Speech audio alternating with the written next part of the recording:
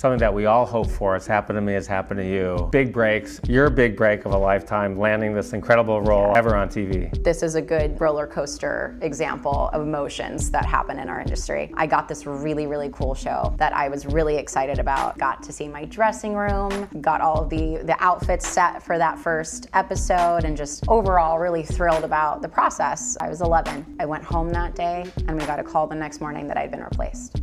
We'd celebrated everything. We had gotten all of our family and friends together, and then we got the call that I was replaced. I had to deal with that rejection. Went straight back to auditioning for things, and the next project I got was Pretty Little Liars, and it all happened in a really short amount of time. I would not have been available for Pretty Little Liars if it wasn't for getting kicked off that show. You can dwell on something and you can be really upset about it, and naturally so, but if you let it take over your life, it can ruin other opportunities.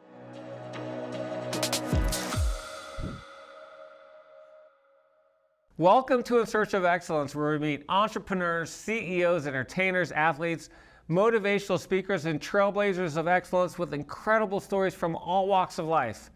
My name is Randall Kaplan. I'm a serial entrepreneur, venture capitalist, and the host of In Search of Excellence, which I started to motivate and inspire us to achieve excellence in all areas of our lives. My guest today is Sasha Pieterse. Sasha is an actress, model, singer, songwriter, author, and entrepreneur. She starred in the hit TV series Pretty Little Liars and its spinoff, Pretty Little Liars: A Perfectionist, for 8 years, is the author of the cookbook Sasha in Good Taste, the host of the podcast Women in the Nude, and the CEO and co-founder of the cannabis-infused beverage brand Hippie Water, which we're going to talk about later in the show. Sasha, thanks for being here. Welcome to In Search of Excellence. Thank you so much for having me. I love that intro. Appreciate it. Well, you're incredibly talented. I'm excited to delve into all of your background, all your accomplishments. But let's start with your family. Yeah. Your parents were international acrobatic dancers. They were. Who toured the world for 12 years before they immigrated to Las Vegas when you were 3 years old. That's so great that you know that. Yeah, my parents, so I'm from South Africa, like we're saying. My whole family is still there, actually, except for my parents. And I had quite the childhood. We lived in Nice for a year while they were on a dance contract. And shortly after, we immigrated to the States, Nevada, actually. So Vegas, I got my first taste of Vegas, very young. And I fell in love with the industry kind of by accident. We had family friends that were in Vegas that had their kid in the industry. And so I kind of just started with photography, like print commercials, and I loved it.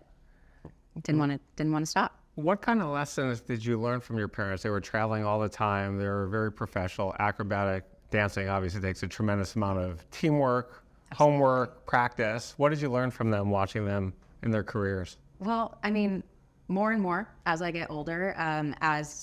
When I was younger, it was work ethic, finding something that you love to do.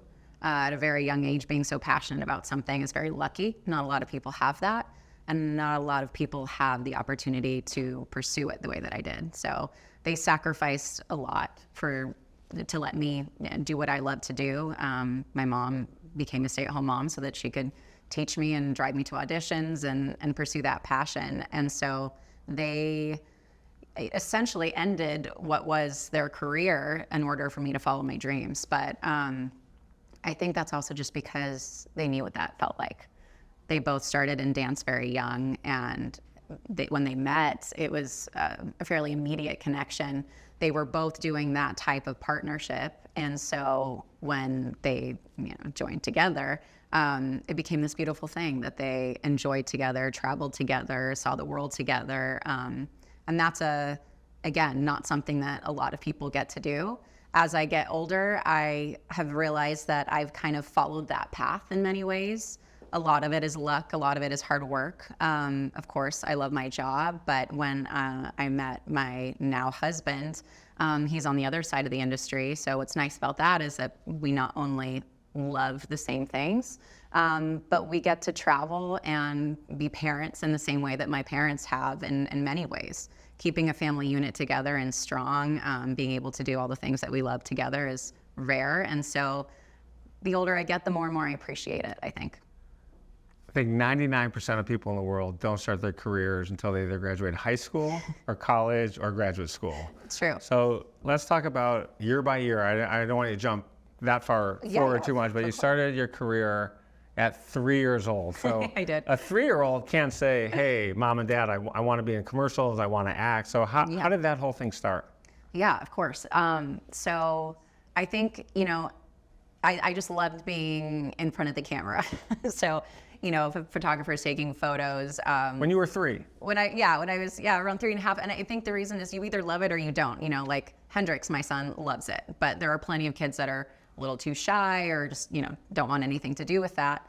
And so I was the opposite. I was the kid that wanted to be in fun clothes and dance in front of the camera. And as far as commercials go, I thought it was like this, at that age, I feel like it's dress up. It's like it's part of your imagination, and you get to do these fun things, and you get to go fun places. I don't think you at all, or at least I didn't understand the pressure of it at that age. It was just fun, and that's also a testament to my parents that kept it that way. I remember from a very young age them saying, if there's ever a day that you don't want to do this, we don't have to. You don't have to. They were not the stage parents. They weren't the ones that were like, this is how it has to be, and this is how you're going to make your living and support us. I never felt pressure from them in that way. And I think that's also a big portion of it, where I felt like I had that decision from very early. And so it did feel like something that I loved to do. And everything became geared towards making that a reality. Again, not in a forced way, but it was like, okay, well, if this is what you want to pursue, this is what you have to do, and the pathway to get there, do you want it? So I always felt like I was making that decision over and over again, even with school. So I always looked older than I was, and so I was going for all of these roles that were older than I was, which is a challenge in the industry because it's all based on how many hours you can work. So if I'm going for somebody that's in high school, they're hiring 18 and older to play those roles for lots of reasons, but one of the main reasons is because they get to work as long as they need to. You're saying that there are childhood California labor laws or labor laws in every state that you can only work a certain number of hours a day. When you turn 18, the world opens up that they can just work you to death. Exactly, and that is the difference. So, I think at around 9, I was able to be on set for, I think, this might be wrong now, but I think around 6 hours, 3 of those were school. So you really have such a small window to get everything done, which is nearly impossible. And so what we pursued once I got Pretty Little Liars was essentially fast tracking my school, my life in school. So I graduated just after I turned 14, which is annoying because I was like, 13 sounds so cool. I'd rather be 13, but no. I had just turned 14 when I graduated high school, and that would never have been possible in normal circumstances if it wasn't for my mom, being willing to make that happen. But again, it was something that I wanted to do, and I don't think it was a sacrifice of education. I mean, we worked really hard to make that happen. And so when I started Pretty Little Liars, we did the pilot when I was 12. We started the first season when I was 13. So they had those restrictions. They took a chance on me, essentially, at 13. And then by 14, I was able to work as long as they needed me to. I remember the first episode that I did once I was free was, I think I worked, I know it was overtime. It was the first Halloween episode. I mean, I was on premises for like 17 hours. So it was like, surprise, this is what happens on set when you can work as an adult. But yeah, everything in my life before I was 18 was geared towards this. So a lot of people who don't live in LA and don't know the business don't realize that the key ingredient or necessary ingredient to getting a role is getting an agent. Talk to us about when you were 4 years old, how you got your manager, and how that 4.5 years old, how that whole thing came about. It's a great question because yes, it's extremely difficult, and also now the business has changed dramatically. When I was getting into the industry, it's actually much easier to get into the industry as a young kid. And so today it is, or it was then? Maybe still today, but then it was much easier. So our family friends, their son's agency, she was like, you should submit her photo and see if they'll at least see her or take her. And so we had a meeting with them, and I was just super lucky. They signed me for print and commercials. I got my first commercial, which I always love talking about, not because I'm cool like that, but because I literally did nothing in the commercial. I had This to is the sleep one in where bed. you were, sleeping in a commercial. Christmas. Yeah. And that was a great job. That was that was a really easy job. Weren't you also in a Winter Bread ad as well? I was. Before I totally was. No, I think that was. Oh, maybe that was before that.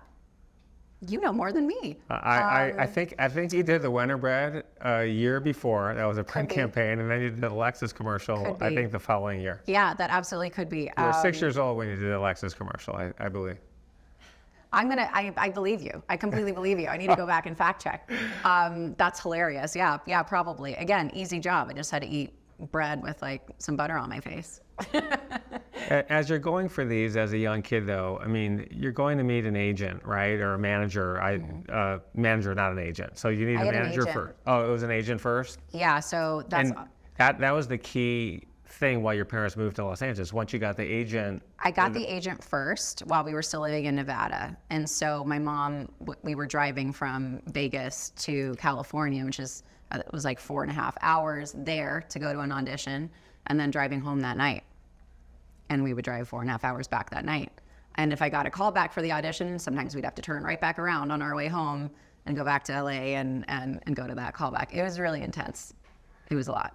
For my mom specifically, I mean, I was sleeping in the car and eating McDonald's, and I was I was fine. But yeah, she was the one handling all that, and that was before GPS. So we were looking at maps and trying to figure out. We had this thick map, and we were like, my mom's like, oh shoot, well that road is closed now, and I don't know where I'm going, and it was stressful. It's not an easy thing. But yes, you're right. You have to get an agent first. Mainly because that's how you get booked. They're the ones that not only send you out on auditions, but they are the ones that sign develop your contracts and make sure that you're getting a good deal. Manager, for the most part, is mainly just giving you direction in your career and their connections. Those are the two really important things of a manager. Right. We're going to come back to year by year in terms of your career progression, but let's stay on that for a second because you know tons of people. I live in Los Angeles too, so especially when I moved out here, I was 23 years old, and I met a lot of people. I want to be an actor, actress. I think now they're all referred to as actors, not actresses. Preference. Okay, it's a preference. Yeah. And everyone says, how do you get a manager? And I have friends now who are managers. Most of my friends now, my age, if they're still managing people, are very successful. And I hear these crazy stories about what people do to get judged, but what's your advice to people? How do you get noticed? You're 21 years old. You need a manager. You're out here, and what do you do? And this is why I say that the business has changed, because I personally think it's even harder now. You used to be able to just, submit your picture or maybe like a video or something that, proved that you could do it, essentially, or that you had the right look. Now it's much more difficult, and I think mainly it's because of social media. So it's both better and worse. There are so many people that are out there looking for managers or looking for agents, and as much as it's generally available for you to submit something, they don't really look at it. And so if you have a decent social presence, you'll have a much easier time getting somebody to pay attention to you. And that but you look at like Brad Pitt was a waiter. I mean, all these. Yeah, but that was, no offense to Brad, it was a long time ago. Yeah, no, it was a long time ago. But how do you build a social media presence when you've never been in a show? And I mean, This is the whole dilemma, and it's in general it's such an amazing tool. Of being an influencer in so many ways, showcasing what you're good at. If it's singing, if it's being funny, if it's like creating different scenes, if it's TikToks, if it's about essentially finding what you're good at and marketing the shit out of it. I think there's a lot of people that get viral for something either on purpose or by accident, and people will pay attention to them. Like, for instance, there's a lot of amazing TikTokers that are now a CAA, which somebody tries their whole career to get to an agency like that, right? So The game has changed. In some ways, it's unfair for people that have been, trying to get there for so long. But at the same time, it's also an amazing thing because now so many people from all over the world, not just in the US, can start a career. So I don't have a very clear answer for you, not because I don't want to, but because just like Brad, I've been in the industry for almost 25 years and I don't even really know where to point somebody. Social is the most common now, I feel like. And then, there's good old trying to mingle, whether that's, trying to make friends with somebody that is hosting an event and can get you in there and maybe you'll meet somebody that will know somebody that will know somebody that can, organize a meeting for you with a manager, but it's not easy. And if for some reason you get in, it's generally a luck thing versus a talent thing, if that makes sense. We're going to talk about ingredients of success later in the show and talk about luck as an ingredient of success. But let's go back when you were younger, and you've said this several times before, that it's intoxicating to be on the set. What does that feel like, and what's intoxicating about it? I think it's slightly different for everybody, but for me, it's really just, I think, the combination of people coming together to make something special. There's something about being on set, whether it's crafty, they'll say the same thing. Like I have a couple of people that are friends of mine in crafty, which is just craft service. That's just snacks and lunch and that sort of thing, that will leave to do a different job and will come back. And it's just because it's an environment that is so different than anything else you will ever do. It's hard. It's a lot of hard work. Everybody has a really intense job. I don't think there's anybody that goes on set that has a laid back job. But you get to make something special and then the world sees it. And it's such an interesting time. I mean, I know a lot of people have this with jobs where like you spend more time with them than you do with your own family. But when you create something special and it works, no matter how hard it was, there is this sense of accomplishment that is really rare. And entertainment is one of those things where it can move people, it can change people, it can make people laugh, it can do so many things, and you get to be a part of that. And I think it's really just, it's not just fun, and it's not just rewarding, but it's this like, this group of people that are passionate about something cool. And I think it starts with that. It starts with like, ooh, I want to make something cool. And when you get that opportunity, it's hard to not want to do it again.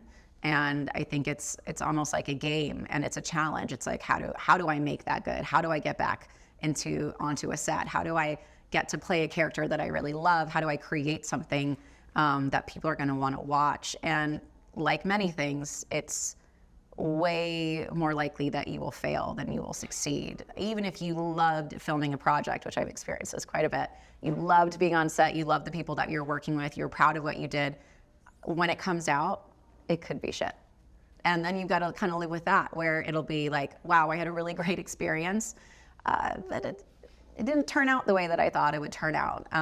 When you're shooting a movie that you think is shit and that is shit, how do you stay focused on that movie? You then, and I don't want to say that you don't try hard, because of course you try and do your best always, but you just then try and enjoy everything around you. Do you know a shit movie is a shit movie when you're filming the movie? Most of the time. Most of the time. Yeah. Yeah. We talked a little bit. Or you understand that there's a variable. You go, ooh, this was a great script, or this was, maybe a great cast, and then there's this particular variable that could literally destroy it or make it. And then you're like, well, I did all I could do. So I know some musicians, we talked a little bit before the show, who wrote a song they thought it was terrible and became a #1 hit. Right. Have you been in a movie that you thought was terrible that became a hit and it was actually good? Yes. Yeah, I think a couple. One comes to mind, and this is kind of a silly one, but this is an easier one to talk about without offending anybody. I was in a movie called Shark Boy and Lava Girl, so I'm going to take it way back again. It was the first movie that I did, and it was super fun to film. I was When Robert an ice Rodriguez princess. was the director. Yes, I was Taylor the ice Lautner princess. was in that movie? Taylor Lautner was in there, yeah.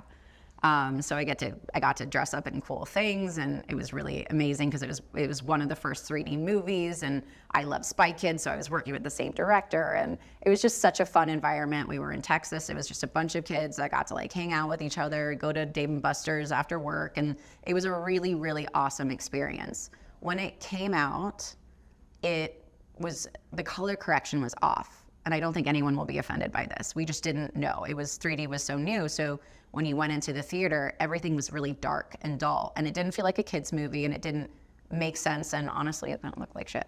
But later, when the color correcting was fixed and it was on DVD, people started to watch it and love it. And now on streamers, it's had this resurgence, which is super, super fun, but it also trips me out because I've got full-grown adults coming up to me saying, oh my God, I love Shark Boy and Lava Girl, which to me is just a weird thing, or my kids love it. And so certain things kind of live on, or like songs, they just kind of have a new life later. And that is, for the entertainment side of, of the industry, like acting, movies and television, streamers have done amazing things for that. I mean, shows get revamped. There's, prequels, there's spin-offs, there's all sorts of things because a show that was really popular or a movie that was really popular it just gets, brought back to life. Right. Some shows like Suits were not popular, and then now the most successful show on Netflix ever. And how did that happen? It's like a snowball effect, Yeah, it's great. I mean, Pretty Little Liars, we had such a great run. It was so fun. And then, it was on HBO, and now HBO Max has it, and it's so cool. There's a whole new generation that's watching it. So let's go back a little bit as well. Everyone has a big break. You landed a massive show at 6 years old. Talk to us about the audition, and you're going in, and then you get a job. You're in kindergarten, right? And you're thinking, holy cow, I'm now... Family Affair. You're the star of a Warner Brothers hit show. It was, that was obviously a really exciting and rewarding moment for me and my parents, and life-changing in so many ways. And also, I think just reassuring too. It was like, oh, okay, she's got it. Like, there's something that's here that other people are seeing too, is I guess the way my parents put it. Really fun, the fact that it was a remake. It's a good example, I guess, in this sense, where Family Affair was a really popular show decades before that. And to bring that back, I think was really nostalgic. It was amazing to work with Tim Curry and Gary Cole, legends, and both of them were so wonderful to me in general. Like they were it became like a family very easily. And I think because it was a comedy, it also wasn't very long. So, your days were shorter, and it was just in general really fun. However, we were competing against Friends, which is, an obvious not going to happen. That was just is just one of those things. It's the nature of the industry where you try and you make something and you have a lot of fun making it, but outside circumstances kind of just it sucks. It just is the name of the game. Did you go out for Dairy Queen when you landed that role? Or maybe a vanilla ice cream and say, hey, we're going to go celebrate? What did we do? I don't even remember. I'm sure we celebrated to some degree. I think it's one of those, before we used to, go out and have like a big dinner. But, I think the industry is really harsh. Like, I'm talking about all the fun things for the most part, but I do know that, from a very young age, my parents were like, it's going to be all about rejection. The amount of things that you get versus what you go out for is so minuscule. And their version of teaching me how to handle it, which I appreciate now, is when you go out for an audition or you go into a meeting, do your best, try your best, but then forget about it. So you leave it there. You do as much as you can in that audition, and then do your best to not think about it instead of dwelling on it. Because if you dwell on it, you're dwelling on, 50 different auditions that you hope you're gonna get, and most of them you won't get, or none of them you'll get. And I think you can easily get into like a downward spiral or depression, or feel like you're not good enough. And I think your insecurities will take over. So if you can go in, do your best, feel like you left everything on the table, and make it more about making a good impression And, whether that's the casting director or the producers or the director, making sure that you do as much as you can to be memorable versus getting the project, that's a much better goal. And I think you see better results because you might not be right for that part, but they could think about you for something else or something else in the future. And so it was always about making a good impression and forgetting about the audition afterwards. Right. And I think that was really healthy for me at a young age. Yeah, I mean, it's so important what you just said. I mean, people need to like you. Yeah. They need to be impressed with you. They need to respect you. I know a couple people, actors and 2 musicians in general. One who had a residency at a very big club. Amazing. Who was a pain in the ass to work with. There's a lot of those. And and we know probably some actors in common I'm sure. who can't get roles now because no one wants to work with them. There's plenty of people, talented people for those roles. But what's the lesson in any profession? How important relationships and treating people right and doing your homework and making a good impression is? I could speak to you for I think over a day about that type of thing. This is a multi-pronged question for me.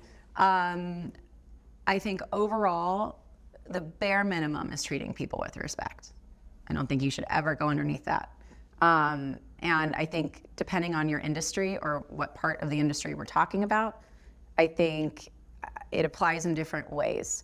And I think this is a lesson that you learn over time. It's not something that just clicks immediately, which is respect doesn't mean that you start not respecting yourself. You have to know what you're worth. And you can treat somebody with respect while standing up for yourself, while fighting for something that you think needs to change, while taking a step back or saying no to a project. And sometimes people respect you more for doing those things. But as far as behavior goes, respect for me is the bare minimum. I think when you are on set, there are so many people in our industry that see everyone else as the help, which is completely unacceptable, and not just unacceptable, but it's completely the opposite. Yes, you are the one that is on camera, but everybody on that set is working to make sure that you look good and that the project is good. And they are actually more important. At least that's how I feel. Sharon Stone was on my show and she said the exact same thing. That's great, because there's a lot of actors that will say the opposite.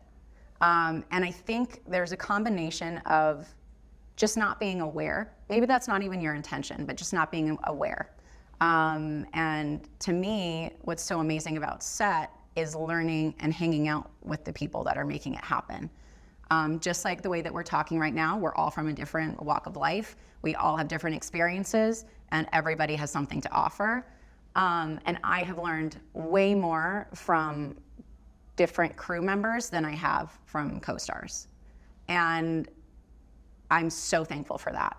Understanding other parts of the industry only makes you better and only makes you a better actor as far as where to stand, what to look at, what certain things look better than others. That's simple for your craft, but it's actually how to make something the best that it can be and how to make everybody's life easier. Not because you're like bending down to somebody and sacrificing something for yourself, but it's just like, we're gonna make something really good because we're all gonna work together. And I know several actors personally who don't want people to look them in the eye, who don't want to be talked to, who have ridiculous expectations for things, or just won't come out of their trailer if they're feeling that day. There is that respect line. But I mean, I feel like I'm kind of all over the place in this thought. I think for all industries, like I'm saying over and over, respect is the bare minimum. But then I think it's also, for me, like as a CEO, or even if it's just somebody trying to climb the ladders, it's more about utilizing the people around you. Like as a CEO, for me, as a new CEO trying to build this company, I know that the people around me that I am putting in place as a team are way smarter than me, because I'm hiring that person because they're excelling at what they're good at to make something the best that it can be in my company. I can't do their job, or if I can, I'm not going to do it as well. That's their specialty, and that's why I want them there. And I think that's one of the most important things to remember as a leader. You are not the important one. It's everybody around you. And that's how you build a solid team. And that's how you work together to make a great project. And sometimes that means you have to weed out the ones that aren't so great. That doesn't mean that just everybody is going to be, at their best working as hard as you are, but it's about making sure that everybody deserves a place and that you respect their place in your industry, whether you're at the top or not. There's so much in what you just said that I agree with, so many great lessons. One of the things, not being in the business though, which I see is young professionals will go into the workforce and they always will kiss up to the CEO, but they don't know the custodian's name who's cleaning the office and cleaning the bathrooms at night at 3 a.m. or during the day. And I coach all my interns, my professional mentees. I do a lot of professional coaching. Yeah. It's just important, it's more important to know that custodian's name as it is the CEO. Yeah. And people are going to watch it and recognize it. And number one, it's just these people make your life function. Their jobs are important. Yeah. And you should give them the respect. And I was in Las Vegas shooting some shows Nice. 6 months ago. Yeah. And I was staying at the Vidara Hotel. Nice. And, they make you show your key card when you go to elevator bank. So I said hello to this guy. Yeah. And he says, can you come here? I'm going to give you a $50 gift certificate to any restaurant. And I said, what for? He said, because you're the only person in 3 days who said hello to me and acknowledged my presence. Yeah. Yeah. That's a sad It's very sad. commentary. We talked for 10 minutes. I saw him every day. We became friends. Joe was his name. Retired military veteran, living on a pension, making a second salary. He was working the night shift for extra money, support his family, grandkids. Yeah. Crazy, crazy story. It's so true. And at the end of the day, we're all human, right? I think that's the main reason. But that's really cool. And that in itself is the reason to do it. I worked with Joaquin Phoenix, who is, to the general public, not, you don't know a lot about him. Right. He's stayed out of the press as much as possible. He's a very, very private guy. And so when I knew that I was working with him, obviously I was really excited, but I didn't know what to expect. He's a method actor. He's very private. He doesn't like to do press. You're not sure what that person is going to be like on set. I was so incredibly surprised and in awe of the way that he behaved on set. Method actors in general, nothing wrong with it, but they tend to be more private on set as well because they're in their own headspace and they've got things that they're doing to prep for a scene. And as much as he did that, he knew everybody's name, from the janitor to obviously every producer and Paul, our director. But he said hello to everybody every single day. He met some of my friends once, and I remember on my last day of set, he ran out and said, I'm so sorry, I forgot to say goodbye. I was doing something else. It's nice to meet you. Great. And that is memorable and super cool because people don't know a lot about him. I got this little piece of it, and it's nice to know that there's actors out there that exist, that are at the top of their game, that are incredible, that still understand the way that everything works and how important everybody is. So yeah, there's still so many people in our industry that are gems, and it's easy to talk about all the ones that aren't. But it's super cool to know that some of the biggest people in the industry are still solid humans. When you talk about rejection, you gave an answer that's a textbook answer, which is treat every job like it's a new job. You have to forget about it. Kind of like when I had a bad shot in pickleball and I'm taking a lesson and it just ruins you for the day, or golf. It's obviously different. It's a Golf career and you're studying for these roles, audition, people are looking at you like you're an object in front of people. You're reading, it's stressful. But how can you not get dejected, especially when you're a young actor, woman, man, and just sitting there, gosh, Mom, I blew that interview. I'm so bummed. You got to be bummed, right? Yeah, absolutely. I mean, failure is part of it, and it is that textbook answer, right? But how is it actually implemented in life, especially when you start really caring about something? Those were obviously the harder ones when I really wanted a project, when I really could visualize myself doing it, and then you don't get it. Yeah, it absolutely sucks. And I'm not saying that it's easy. I think it's about habit. When you make it your habit, it becomes easier. Doesn't mean that it's great. Doesn't mean that you won't be sad about it. That you won't take a week to like be upset about it. Those are all very natural things. But I think when that is a habit, it becomes easier. And it's just about getting to that place. But I still get sad about things. I still am disappointed. Things will go wrong, or I'll give a bad audition and I'll just be like I totally screwed that up. And you just gotta live with it and learn from it. You've gotta hope that people give you a second chance, or you kind of just have to laugh at yourself and be like, well, that was unfortunate, and I'm just gonna try and do better next time. With anything, people aren't always on top of their game, whether that's because they had a bad day or a bad sleep or something else is going on in their life that's affecting the way that they're performing in their work life. Everybody goes through that, even if it's just a sick day. And I think it's also about giving yourself grace, allowing yourself to have those bad days sometimes, and know that just because you're striving for perfection doesn't mean that you have to be perfect every single day all the time. And I think that's also important as a boss or a leader to understand that, like, just because I want something done doesn't mean that certain things are going to go wrong. And if they go wrong, how are we going to fix it versus let me punish the shit out of you and want you to work just as hard for me, even though I'm not respecting you. Because also at the end of the day, going back to respect, people are not going to respect you and not want to work as hard if they think that you're an asshole. Because why would they? Why would you work at the top of your game when you know that you're not going to get ahead and you know that you're just going to have your head bitten off? That is not an incentive. And I think that is something that is a lesson that people should learn in all industries, but definitely happens in the acting and the entertainment side. It obviously happens on the business side, and it's also knowing that there's some give and take there. And there's people that will abuse it. There are people that will abuse the things that you give them grace on.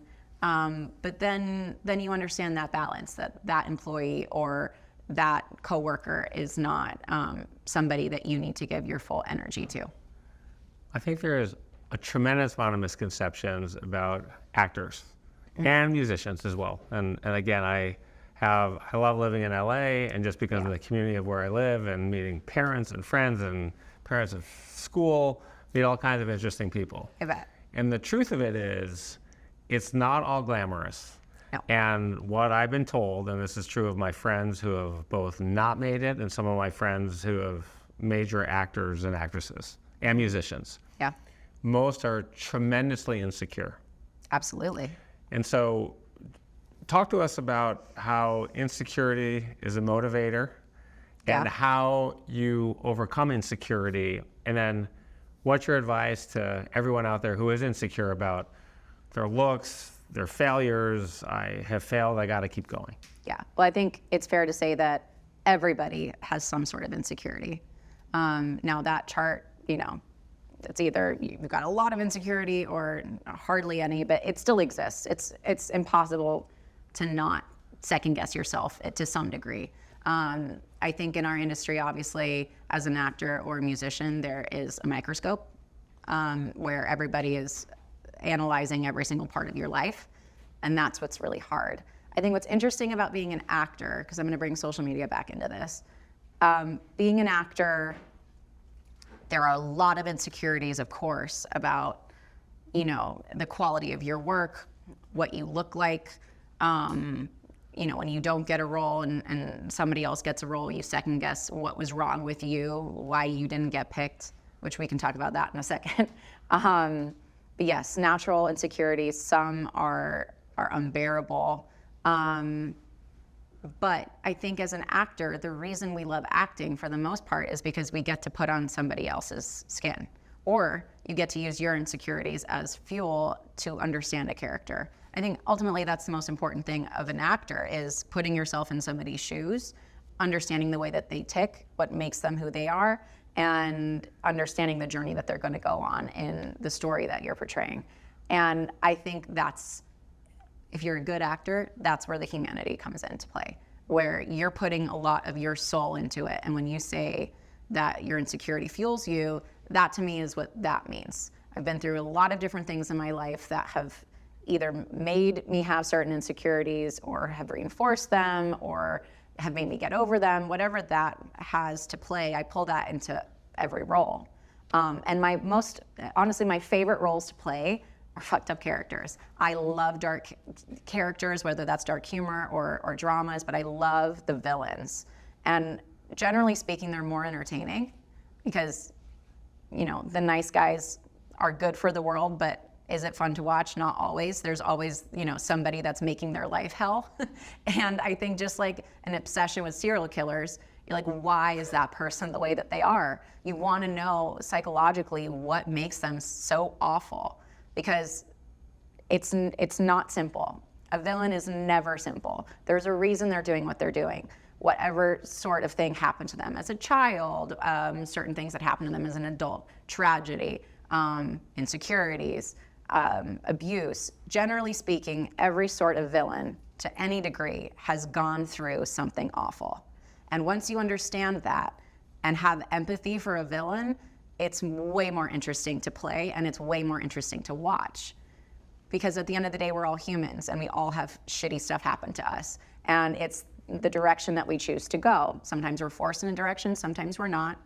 But it's important to understand it. So that's the actor side. And the way that I'm going to pull in the social side is, I think what's incredibly cool about influencers is that they are portraying themselves, which is what actors are not good at. And I say that because an influencer or somebody that's putting themselves out there, whether it's dancing on TikTok or giving advice or cooking, they are they're vulnerable. They're putting themselves out there. Whereas for the most part, I feel like actors don't do that. They're putting a character out there. And I think there's conflict right now between those two things, whether it's people thinking certain things are unfair or,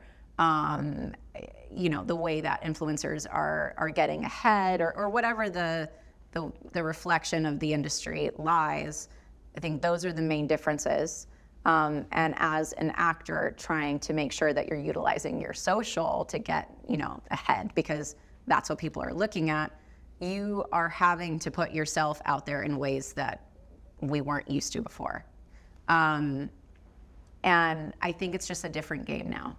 It's a choice between whether you're comfortable with that and whether you're not comfortable with that, or what type of face you want to put on, what type of face you want to keep behind the, closed doors. It's a lot of decision making and then a lot of dealing with rejection or the hate that you're going to receive for being you. And that's a scary thing for an actor. It's a scary thing for most people, but that particular career, it's scary because it can make or break your career as a whole. You might not get hired because of something that you say, and sometimes legitimately, sometimes not so legitimately, but in ways it doesn't always feel like a choice. So there's that aspect to it, but I think it's also now, and when I put my business hat on as a producer, or at least trying to understand why certain people get hired, it's really important to look at people's social numbers because it's easy advertising, and how can you blame them for that?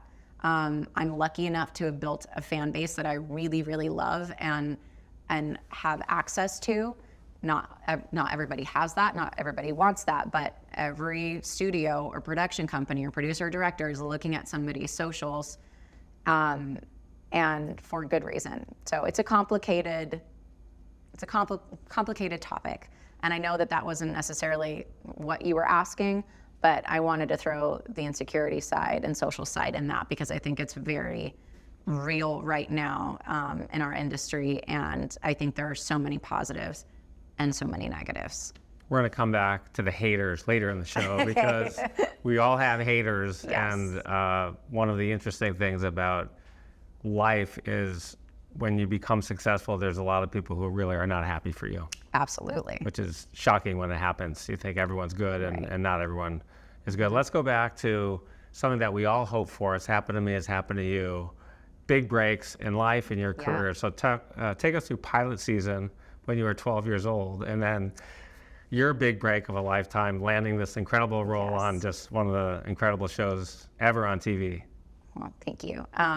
I will start this out by saying something that's unrelated to Pretty Little Liars, and I'll make it quick. But this is a good roller coaster example of emotions that happen in our industry. I got this really, really cool show that I was really excited about. It was with Kelsey Grammer, and I played his daughter, and it would have been so fun. I got it. For those people who don't know, Kelsey Grammer had the #1 show on TV for Frasier. 10 or 15 years called The Kelsey Grammer Show. Oh, Kelsey Grammer show too, yeah. And then what was the show before that he did? Frasier. Frasier. Frasier was one of the great TV shows ever. Ever, yeah. So you're talking about a show that Yeah. after he's a that, legend. legend, total Yeah, legend. He's a legend, and I was super, super excited about it. Obviously, it was going to be in front of a live TV audience, which really doesn't happen anymore. And it was the first day of rehearsals. It was a grueling process getting hired in general, and then first day on set, super excited about it, prepping everything. Got to see my dressing room. And, got all the outfits set for that first episode, and just overall really thrilled about the process. So I was 11. And I went home that day, and we got a call the next morning that I'd been replaced. We had celebrated everything. We had gotten all of our family and friends together. I had done all of this press for it already. And then we got the call that I was replaced, and we didn't really get a reason. We didn't know why, which in some ways is worse. This is a phone call? A phone call, yeah. Your agent calls you? Yeah. Did you cry? Of course, yeah. I was confused, and other cast members were sending me letters saying they don't know why it happened. I still don't know why it happened, but that's really not the point. It's about the fact that I had to deal with that rejection, went straight back to auditioning for things, and the next project I got actually was Heroes. The next project after that was Pretty Little Liars, and it all happened in a really short amount of time, and I would not have been available for Pretty Little Liars if it wasn't for getting kicked off that show. And that show ran a season, and it didn't go any further than that. And it just kind of shows you, there are certain things in life, you can dwell on something and you can be really upset about it, and naturally so, but if you let it take over your life, it can ruin other opportunities. I was able to recover, and I got Pretty Little Liars, and that was an incredible experience. Obviously never would have changed it. It's definitely the highlight of my career in so many ways. I learned so much on that set. I grew up on that set. And just remarkable how just a flip of a coin can really, really change the course of your life. One of the things that I've been teaching for years, and it's so true, and I've had so many disappointments in my own life where I'm like, oh my God, I can't believe I didn't get that investment, that job. Mm-hmm. Some of our greatest disappointments lead to the best opportunities. Absolutely. In so many cases, in this one instance, I was trying to get into this deal. This amazing entrepreneur was creating an incubator. He was raising $100 million. I kind of knew him. I begged to get in that deal. I was going to invest $5 million in that deal. It was going to be my biggest investment ever. Was so crushed by it. I said, how could I not get that? I have the credentials, I have relationships, I can help, I can be value add. I was so pissed, by the way. Yeah, you get mad. You go through all the phases, yeah. You know what happened to that deal? What? 0. It was a total goose. Yeah. And I've had so many instances like that in my career. I mean, it's for everyone out there, for everyone out there who's listening to this, everyone has massive disappointments. Things will turn around, they work out, they always do. And your best opportunities are often going to come from your biggest disappointments. And you know what? It's also even if something massive doesn't come from that, you still learn from it, right? It's every failure is an opportunity. Not to say that you're going to get something gigantic and career-changing the next thing that you do, but it's about learning. Next time maybe you'd be more skeptical. Maybe you would do better due diligence in some areas. Maybe you learn more about the person before you're thinking of investing. Whatever it is, I think there's always a lesson, and sometimes more lessons in failure than success. And we always look at people's success and we're like, wow, that isn't so incredible. But we either don't know or don't look into what got them there. And generally that's failure. So it's, I think looking at a whole picture versus, what is currently in your face is also just important, not just in business, but in life. Yeah, in my own career, some of my failures, I would not be as successful today as some of the things I've done had I not failed miserably so many times before. And I think failure is a key ingredient of success. Yeah. And as an entrepreneur, I think we're all going to fail. Absolutely. Not only creating companies, which I've done before, investments, things that I've done, but I think these are all building blocks to our success. Talk about what it was like you're 12 years old, you're on the set. At what point did you realize, holy shit, I'm the star of a massive hit show? Well, like I was saying before with rejection, you try and not get too excited about something, but in ways it's really hard not to.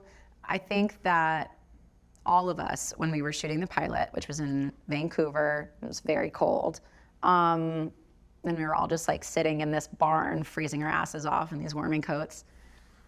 We kind of looked at each other and were like, is this going to be big? And obviously you hope it's going to be, and you try and kind of temper your expectations. But we were kind of, I guess, adding everything together. We're like, okay, well, it's based on a book series, which is either a good thing or a bad thing. Most of the time, I feel like it's a good thing. So you're like, okay, we've got that. ABC Family at the time was doing super well. So we're like, okay, we've got a good network. We've got, we feel like we've got good people around us. We feel like the cast is strong and that the story is fun. Like, I think this could really go somewhere. And I remember after filming the pilot, I think it was Catalina Island. My family and I went to Catalina Island and somebody recognized me walking past the window. The show wasn't out. It was barely announced, but they were a big fan of the book series and knew that I had been cast as Allison and rushed in there and wanted to take a photo. And that blew our mind. You were 14 and just graduated high school when that happened. I was 13. 13. No, I was still 12. And I was blown away. I couldn't believe the fact that somebody even knew who I was in that way. And I think that was kind of like okay, this could be something big. And when did you know?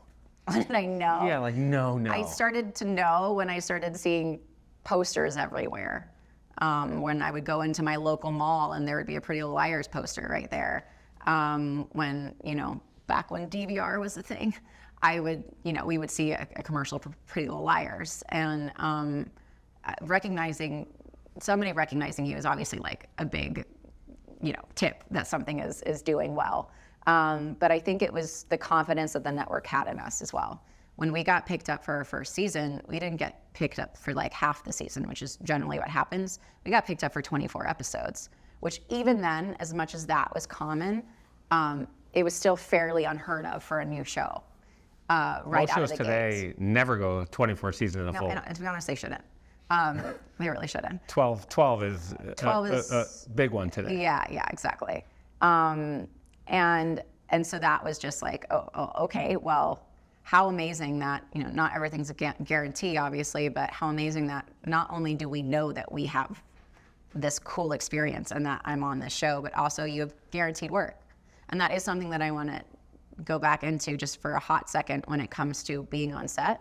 Pretty Little Liars, we ran for 7 seasons, which was incredible, also unheard of. We basically shot 14 seasons because of how many episodes that we had. So we were spending a little over 9 months filming the show, which is a really long time. Thankfully, it was in LA. That was another lucky thing. But what was so cool about that was the amount of crew members that changed on our show. I can pretty much count on my hands. And that is really rare. And so for 7 years, the majority of that crew had solid work. And that was really cool to see. We all became a family, weddings, funerals, I mean, everything that you can think of. We celebrated and mourned together, and we were together with work through lots of hardships, solid for 7 years. And that was really cool. And to be honest, there's a lot of women on that show. There's a lot of estrogen going around, and I think we all did pretty well considering. It was a really cool experience. And like I said, I grew up on that show, everything from graduating high school to learning to drive to, I think by the end of, I was like about to get engaged. I mean, we did it all. I did it all on that show, and that is super cool. And it's a good thing and a negative. There's negatives that came from that too, but for the most part, a big positive and a good learning experience because it was a healthy set. It would have been, I think, a lot harder if it was a toxic set. So I'm really thankful in that case that like everybody worked to make it as positive as possible. Education, I think, is one of the best investments we can make in our life and our careers. And as a parent, I know this, you know this, as a mother of a 4-year-old, you were homeschooled. You're going to homeschool your son, or you are homeschooling your son. Yeah. 6 to 7% of all kids, kindergarten through 12th grade, are homeschooled. 3.1 million kids in the United States are homeschooled. I love that you know that number. How do you know that the quality of your education is going to be as good as it would in a normal school environment? And don't you miss out on the social aspect of being around a group of people, diverse group of people, male, female, everybody? Isn't that where a lot of your childhood happens? Yes and no. So I feel like that can easily be the case. If I wasn't homeschooled, I don't know if that would have been my choice for him. And so because I had a good experience and I know that our lifestyle is so different, that's why I'm willing to do it. So there's a lot of things that go into this. Travel and the amount of time that I travel, at least for his first couple of years in school, you're kind of deciding what you sacrifice. Do we want to keep, our family unit together and travel for work and have him homeschooled so that everything is consistent? Or is one parent always gone for long periods of time just so that, he's going to school at an actual schoolhouse? And that's like the first decision. And for us, it was like, these early years are so important. And in so many ways, we can give him a better education that is, really rare. Not only because we're traveling and he's seeing cool things that he would never see before, but also we're giving him so much attention in the spaces that he's succeeding at and the necessary attention in the places that he might not be. I wish more kids had a healthier experience with homeschooling and got the opportunity to do it because, like I said before, my husband had a negative experience with homeschooling. And so because I had a positive, I know the possibilities and what can be done. My mom did something really cool, which is everywhere that we worked, she would dedicate my school, however long we were there, to that place. So we would learn the history about that place. We would go see different things that made that place special. And we would incorporate it into, or she would incorporate it into our curriculum. How cool is that? And I learned so many lessons based on my travel experiences and an education like that I think is super valuable and so cool. But every kid is different. And I want to make sure that I'm not being selfish in any way. Of course, I want to be there with him all the time and I want our family unit to stay there. But if there is a better reason for him to not be in that situation, we will pivot and do that. And we're really lucky and blessed to be able to kind of navigate that and find that middle ground, that balance. But at least for the first couple of years, we're going to try really hard to make sure that not only is his education solid, but that we're really expanding his view on the world. And I think travel is one of the best ways to do that. You get to see different people, you get to see different places, you appreciate the things that, that you have in your home, and you appreciate the culture in other places. And I think that is a really cool experience. And seeing that as a young kid and now as an adult, I have a much broader picture and a much broader idea of what the world can be because of that. And I, every parent thinks that their kid is special, or at least they should. And I know that he's special. I know the interest that he has in the world is super cool. I love seeing it through his eyes. I'm sure you can relate. as a father, being able to see your kid's, point of view is so cool. And you have more than one, so I'm sure that's different for all of them. And how cool is that? And so I'm very much learning through his eyes again, and that's something that people say all the time, but when it actually happens, it's really rewarding. And so finding what he's good at and his strengths naturally without pushing something on him is my goal. And some people take a long time to find that. Some people know immediately, like I did. And so we're just, I think, as a family, wanting that for him, wanting to make sure that we nurture those strengths and figure out what to do with the things that he's not as strong in, because naturally that happens. I think that's the other thing with like pressure on kids is trying to make them good at everything. You're not only going to not do that, but you're also going to do a huge disservice to your kid. 100%. So yeah, your value is not based on your grades all the time. And I think that is also something to remember. And that is the luxury of something that I had where, my mom wasn't, or my parents weren't just proud of me when I succeeded. They were also proud of me when I failed. And that is a huge thing that we've instilled in Hendrix at 3.5. He's not technically even 4 yet. We make sure that he knows that we're proud of him no matter what he does. Because just as we're learning that there's so much opportunity and lessons in failure, that applies to everything in life, not just business. So for him as a kid, if something isn't as good this time, that's okay. You're not any less valuable because you didn't do well in that test or you didn't color inside the lines. There's always room for that grace, and I think it's important. You had amazing success at a young age. You were famous. I'm sure people were coming up to you much more than the Catalina through a window.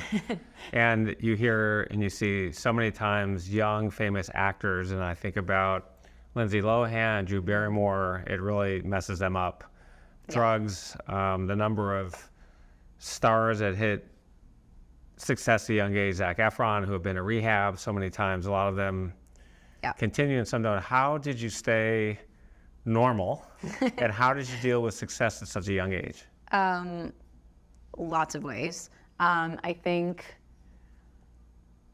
because I had, first, it obviously always starts at home. So I think the fact that my parents weren't that classic stage parent was a huge part of it. A lot of the common denominators in those circumstances are either neglectful parents or parents that are in it for the wrong reasons. And so I think it's also in some ways just naive. I think that my parents knew the entertainment industry, and as much as they loved it, they knew the dance world, which is another animal, but they knew enough about entertainment that they knew what to avoid.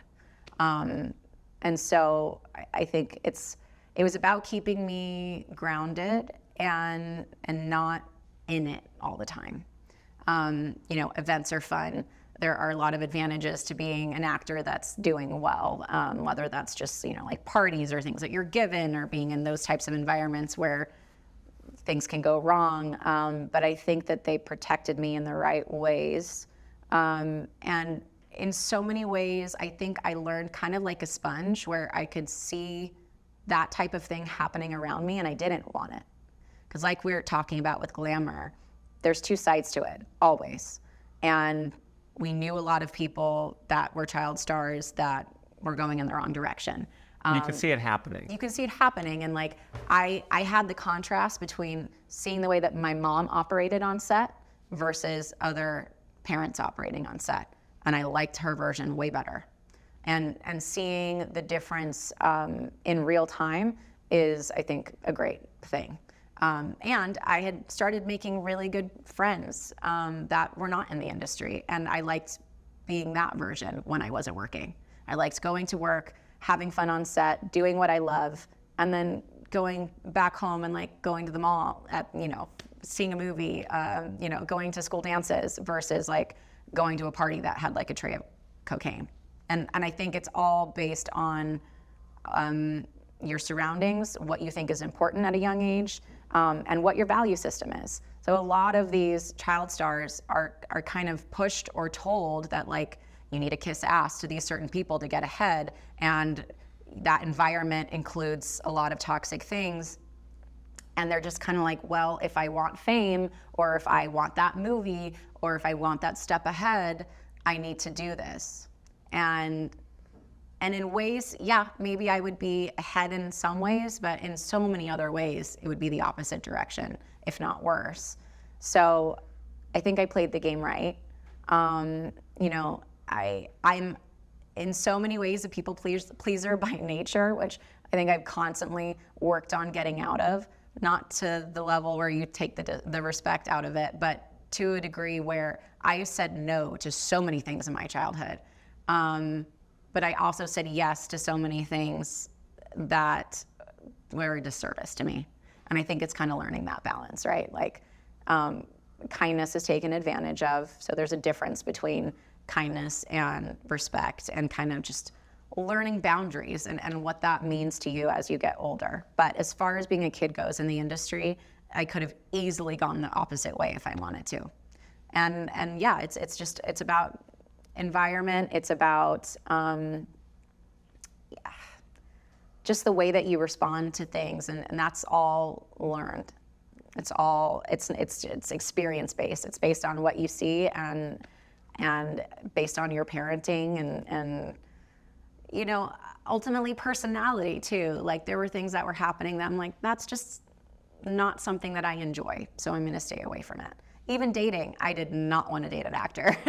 That was a policy for me for a long time because I saw things happen that I didn't want. Going back to actors and insecurity, 2 actors dating that are super insecure is never a good combination. It's proven over and over and over again that if you are not equally yoked, if you don't respect each other, and you're not, you know, if you don't trust each other, if you don't, all of those things, all of those elements, which apply to every relationship, but because of what we're talking about as actors, it's incredibly challenging. It's not easy to see someone that you're in a relationship with making out with some random person. It's not easy to be away for 6 months when you know that that person is making out with another person. There's so many dynamics in there, and I really give credit to my husband because he's not an actor, being okay with that. And it's also like understanding like those late nights, like I'm coming home late, honey. It's for no other reason other than work. Right. So you segued into my next question, which you hit it on the head, but I want to just really hit it even more on the head. How do you just prepare to get naked with a co-star and be intimate in front of, we talked before, I was on a movie set once, Alpha Dog, and it is intoxicating, and it was intoxicating, and maybe I'll never get back there again, but at least I hit something on my bucket list. Yeah. And there's 30 cameras, there's 30 microphones everywhere, and there's 20 to 100 people looking at you. And I know in some of the scenes they clear it out, and there's very few, a minimal number of people there. Weird people looking at you. Right, but how do you how do you do that? And again, I know you're married, but I try to picture myself being married and having my wife getting totally naked, hot and heavy with some guy where you can see body parts, and they are flesh on flesh. For sure. There's a lot of different layers to this as well. We'll start off with the glamour aspect.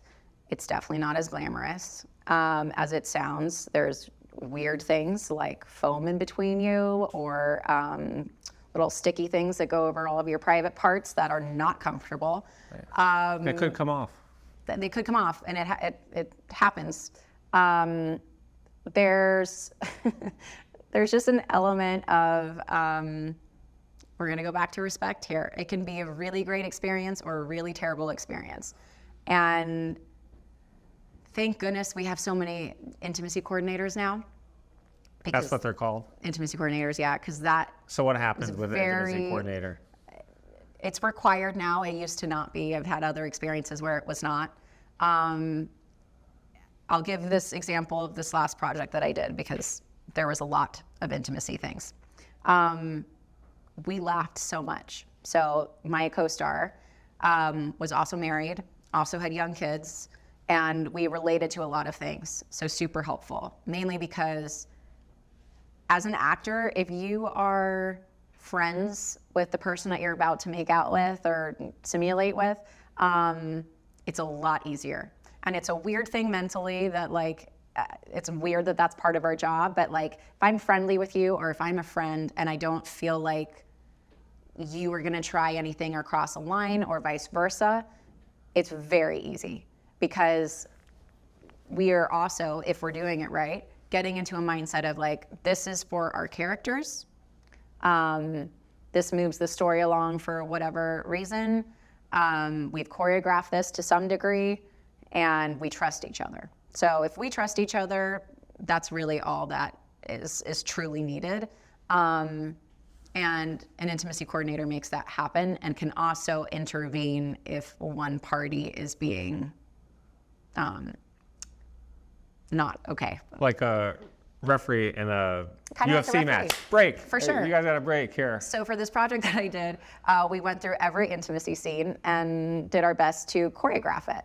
And everybody is slightly different. Like for us, we wanted a certain amount of choreography, and then you leave room for like natural things to happen, where like it's not just like, okay, I turn here and I turn here. It's the important things where you're like, these are the things that need to happen in the scene. This is what I'm not comfortable with. This is what I'm comfortable with. And it's a lot of like, can I place my hand here? Can I do this? Can I not do that? And really understanding each other's boundaries before you start that scene. That's really important. So to me, the first layer is, do I trust this person? If I don't trust this person, how do I protect myself, and who do I talk to make sure this doesn't get, doesn't cross a line? Then it's also the not glamorous side of like, yeah, you do have lots of cameras around you, and you've got a mic in weird places, or a boom and like in different places, or a crane looking over you in bed. And it's just, there's so many ways where it's so unnatural. And again, it goes back to like what type of person you are or what type of relationship you have. I think it would be much harder for me, even hard to talk about it this way, if I had a partner that didn't trust me, or was insecure to the point where like it was a negative in our relationship. So I think like for Hudson, obviously he's not like, I'm so excited for you to do the sex scene with this guy. But it's also a layer of trust where he's like, I know that's what you're doing at work today. I don't need to be there to see it. I'm probably gonna watch the project, but love you. I hope you do good today. I hope you feel confident, which is incredible. So that is like, it's permission in a way that's not weird, because it's like, I want you to feel confident in your body and what you're doing. I don't want you to think about, not doing your best for your character just because of me. I trust you, and I know that you're gonna do great in this. And that is amazing, and rare, and also just something that you need. Otherwise, it's not gonna work. I don't wanna be with my co-star romantically. It's, and that's fact. So as long as that's the case and there's no ulterior motives, and your significant other trusts you, that's the dynamic that has to happen in order for it to work. I've had a lot of bad experiences, I'm not gonna lie. Luckily, they haven't been to the point where there really needed to be, those experiences were less invasive. I've had good experiences with the more invasive ones. I don't know how to say that politely. But there are a lot of people with the more invasive one. Good experience, which is the more important one, to be fair. Okay. I think it's actor by actor, and that's a little bit of the challenge, where it's like you're not sure what you're gonna get. Because as we watch this, we're all thinking, watching a TV screen or a movie when we're seeing nudity, and is it really good acting, or are they really turned on for each other? It can be both. It could be one or the other. When you're kissing somebody and you're wanting to make it realistic, I think this is the other weird thing, is like, just like I would in a crying scene or an angry scene, you're naturally pulling from something. And so it's like, it ends up being parts of yourself. So like, I naturally kiss in a certain way, or I naturally like to do something, in whatever situation. And so often that's what you go to. So there's an aspect of like yourself in it, which is kind of weird to wrap your head around. So it's kind of like a yes and no thing, where it's like, I'm not, I think this is much harder for men, I'm gonna be honest. As a woman, we are like spaghetti up there. We're like, we've got lots of different compartments and we can compartmentalize way easier than a man can, I think. And to be You're saying fair, men get very turned down no matter what. this doesn't, this, You can it's just not, be blunt about it. For sure. It's for not sure. meant as Okay, an that's insult. the answer. Okay. It's not meant as an insult, though. It's just, I think, a difference. Whereas, Natural. like, we have lots of things that we're thinking, and unfortunately, you kind of have too, in a sexual sense. No, I'm being really unfair, and I'm making a bad joke. But I think really what I mean, There's a lot of truth to every joke, though. really more so what I mean is, it's very obvious when a man has, you know, a reaction versus when a woman does. And that's a little unfair. And actually, this is a fun thing to talk about, because what's unfair in a lot of these circumstances comes down to just what the body does naturally. So there are a lot of actors that get really upset when the other actor, being a male, how do I say this politely? Has an erection. Has an erection, there you go. Okay. We can just call an erection what it is. For sure, An it's an erection's an erection. erection. And the reason I'm talking about this, because it's kind of important, is that doesn't necessarily mean anything negative. It's a natural reaction the body has. You are simulating sex or some version of it, and that happens. And so for an actor to get mad at another actor for that, I think is a little unfair unless they're being inappropriate. And in a way, it's also like insulting if they don't. It's this like weird thing where it's like, okay, that's naturally the experience, and you're naturally reacting, your body is naturally reacting to what happens in a situation like this. And it's this awkward dance between making things look real and separating yourself emotionally from what you're doing. And I think there's no, it's not necessarily a right or wrong answer all the time. It's a complicated one. It depends on the scene. It depends on, and this is an awkward one too, when it comes to like consent. So if in your scene, you know, there's a party that is not consenting as a character, then it's a whole other dynamic, because then the other actor has to like, to go against everything that they want to do. Like if, you know, if we're going to be blunt, if you're raping somebody, that is both hard on, it's hard on both parties. It's turned into a sexual experience that's negative, and it's really, really hard to be the person receiving it. It's really, really hard to be the person doing it, because you're putting yourself in a headspace that nobody ever wants to go to, and still having to perform those actions in a really vulnerable way. So I think it really, really depends on the person or on the people, what you're trying to accomplish in the scene, and then what naturally happens to people when they're doing certain actions. Does that make sense? Sorry, I feel like I got really convoluted there, but. Let's move from erections to the difficulty of becoming a professional actor. So, Okay. So let's talk about how difficult it is to actually become a working actor. And we'll start with some stats. 90% of actors are unemployed at any given time. Only 2% of actors make enough money to support themselves acting. And 2/3 of actors leave acting after the first year. So what's your advice to the young teenager sitting in Kansas saying, I'm going to pursue my dreams, move to Los Angeles, and become a successful actor? And maybe just as important, what's your advice to parents of those kids? Oof, yeah. Again, this is hard for me because it was so long ago that I started, but I think ultimately trying to not be naive to the situation as best as possible. Obviously, there's going to be things that are unforeseen, but I think for the most part, if you truly want it, it's going to mean sacrifice of a lot of things. It's going to mean being that waiter. It's going to mean picking up multiple jobs. It's going to mean roommates. It's going to mean putting yourself in uncomfortable positions, and it still might not happen. So I think it's like, if you want to follow that dream, just like it's so difficult to get into like any crazy profession. Like if you want to be a doctor, there are so many things and so many challenges to make that happen. And so it's kind of the nature of following your dream. Everybody's dream, generally speaking, is hard to get to. And this one requires a lot of change in your life.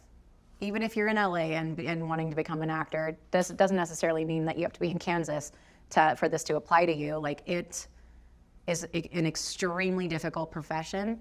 And a lot of it is trial and error.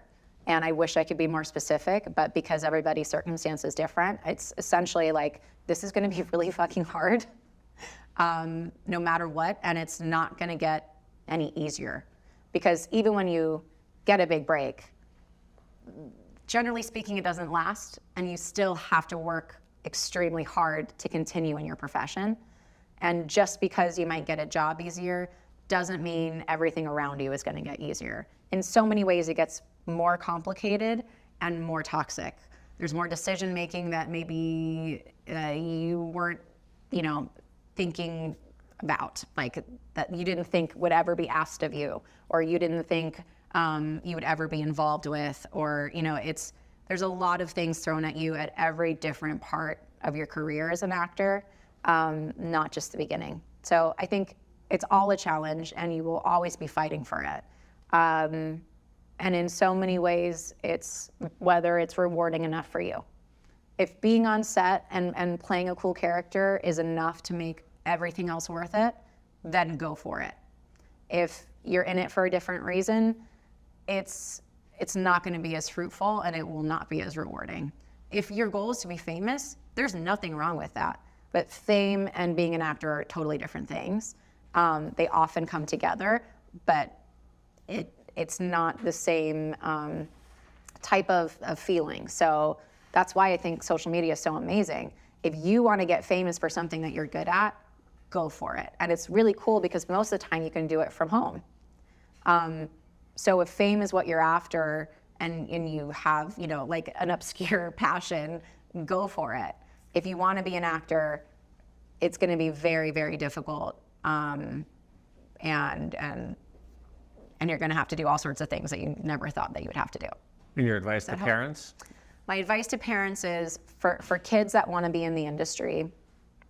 Let's take the kid who is going to go to college, otherwise going to go to college, who is going to sacrifice going to college or graduating from grade school like Michigan, for example. Yeah.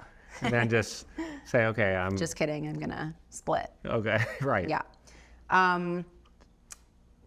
Again, not an easy thing. When a kid turns 18 and is going to decide between college and acting, you technically can't stop them, right?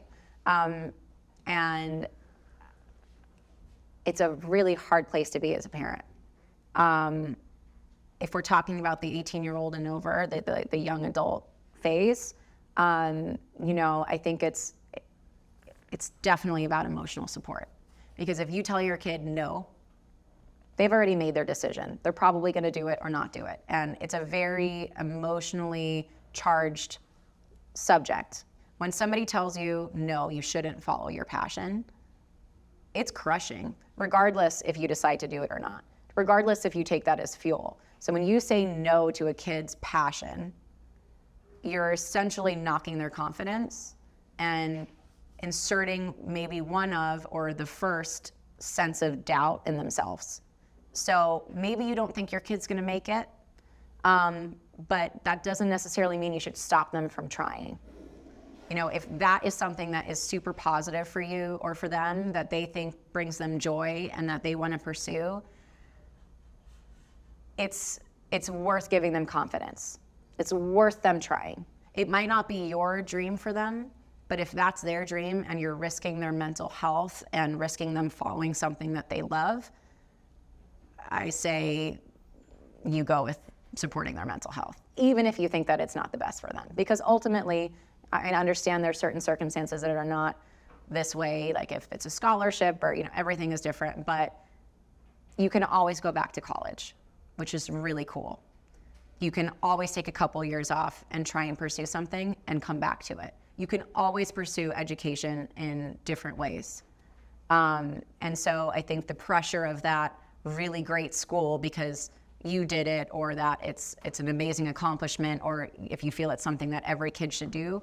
Those are projections of your wants. And I think that's a really hard thing as a parent, and I know I'm talking about it on behalf of my 3.5-year-old, but just seeing other friends who have older kids go through situations like this, which I have, it's ultimately taking a step back and deciding between your selfish nature, even if it's a good one that's trying to protect your kid, versus what they want. And ultimately, 18 to 25 is all learning anyway. No matter if you're successful at it or not, at what you want to do or not, it's a learning period. And everybody has gone through that learning period, and I think it's easy to forget. Even though I had great success in my passion between 18 and 25, I had so much to learn. And it's like teething. You're figuring out what works for you and what doesn't. And those teeth are coming in to kind of help you tear apart what you want and what you don't want. And so I encourage parents that have kids in that age range to let them do it. Now, as a minor, if your kids are minors, it's harder because you have work, they have school, they have mandatory things that they need to be present for. If you've got more than one kid, it's even more difficult. I've seen a lot of families struggle and crumble because one of their kid wants to act and the other ones don't. And it's a moving thing, or it's a mom staying at home thing, or parents staying at home thing, and logistically it's really complicated.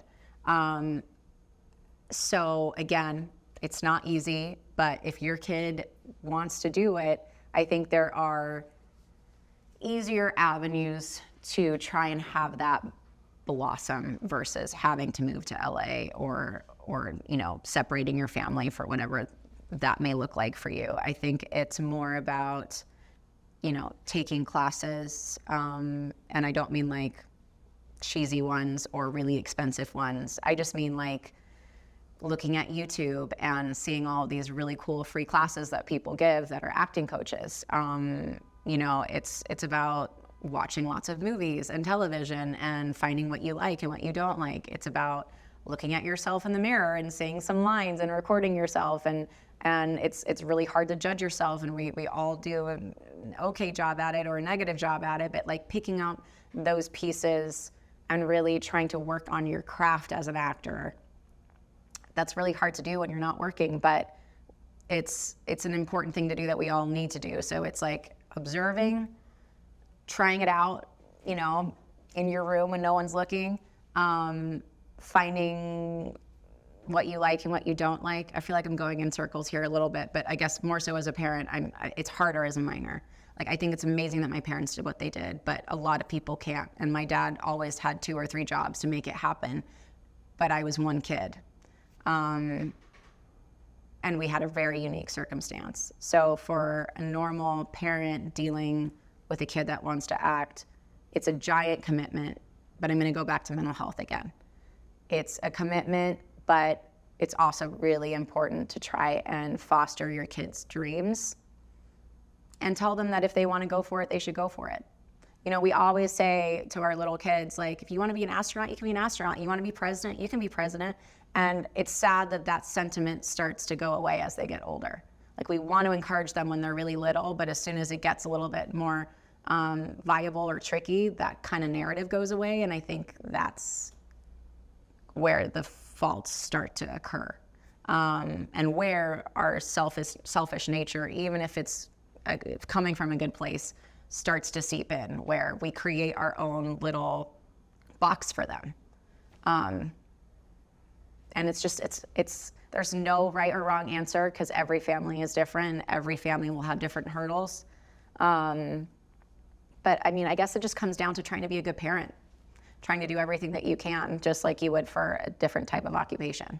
You're listening to part 1 of my awesome interview with Sasha Pieterse. She's an amazing award-winning actress, singer, songwriter, entrepreneur, and author. We talked about her career starting when she was 3 years old to get an agent when she was 4.5, moving with her parents to Los Angeles when she was 6, giving up their careers to manage her. We talked about what it was like to land Pretty Little Liars, one of the biggest TV shows of all time, when she was 12 years old. It was an incredible episode, one of my favorite of all time. Be sure to tune in next week for part 2 of my awesome interview with Sasha.